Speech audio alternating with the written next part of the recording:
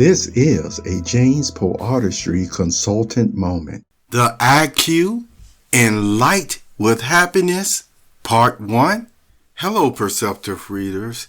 During this month of March Madness, which is reference really towards the college tournaments and championships you see during this time of year, has always been a month also known for spiritual deep contemplation. So imagine on one hand, you have the arenas full of basketball sounds or sirens and alarms and everything going off, and people yelling and screaming at the top of their voice for their favorite team. So they're thoroughly enjoying life and enjoying these sports events along with other types of parties and celebrations that go on during this month. And then you also have the somber or the sobering, deeply reflective thoughts of what the universe is all about.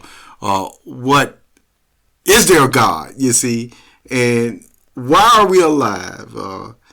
Is it all just for nothing at times, you see? Was this earth made just for nothing, you see? Were we made just for nothing? And so, you can switch back and forth in those thoughts. But I want to let you know something. I do pay attention to quite a few people. And over the years, man, I used to pay attention even more. I used to drop comments here and there on different people's websites and commentaries and things of that nature. And I don't do it as much now for a variety of reasons. Yet one thing that I do want to mention, in this day and age, you see, we can become OCD, if you will, obsessively or compulsive towards just certain things in our life. And, for many of us, that OCD does really apply to making a living. That is the reality that we deal with in this time period. And even though Jesus says for us to not be anxious, the reality is he knows we will still, some of us, be anxious at times, depending on the gravity of the responsibilities that we have. And so that's why I say it's understandable. We give the encouragement of Jesus' words, all the while realizing it's just going to take a lot of prayer. It matters to help. And see, another thing about spiritual understanding, this is what happens. You see, it's almost like we go through a phase like King Solomon. King Solomon went out and enjoyed life to no ends. And yet, the more he meditated on knowledge that was given to him by God, then in the end of all matters, he really did come to the conclusion that, if I don't serve God, then everything else is meaningless. Now, I really want you to concentrate on that last thought, because it states, from Solomon's thoughts, that really he came to the conclusion that life is just a waste. It's just vanity or what have you, if there is not a focus on God. And I'm going to say a focus on God to keep that appreciation.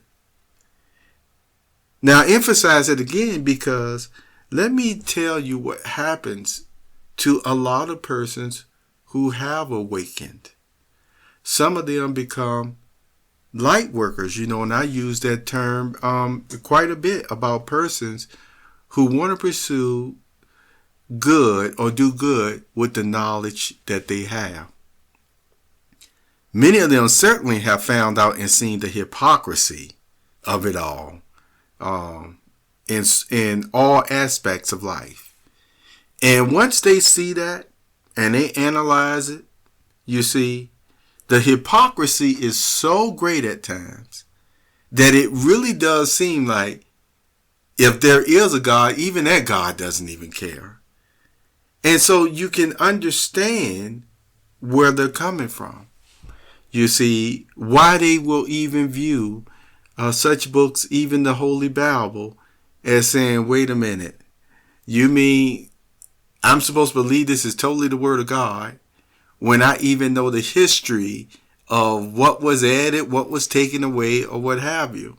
See, these are their thoughts. So it's not like they haven't given deep meditation as to spirituality, as to there being a divine source, or none of that.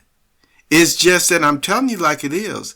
At times, the hypocrisy has been so great that it's hard to separate the two. That there will actually be even a God, a divine source, that will even allow such hypocrisy on this level that they've seen without some logical good reason. And still, sometimes even the reason that is given to them, it just still doesn't satisfy really their answer. It doesn't satisfy their own moral code or understanding of the way that life is. So they start focusing more on the universe in a way that it seems sometimes is like they even turn the universe into a logical way of processing, yin and yang, karma, etc. And there's even no room at times for the type of mercy that even Jesus talked